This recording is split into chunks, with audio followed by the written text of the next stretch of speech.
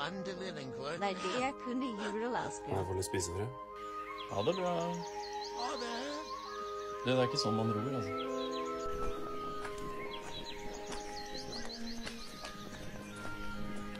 Oi, se der. Så majestetisk.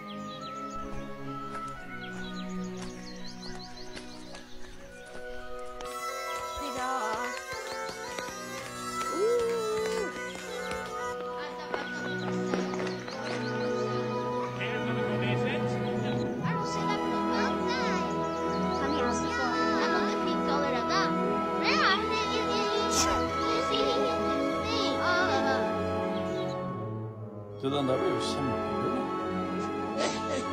Ja. Hvem er det som sitter på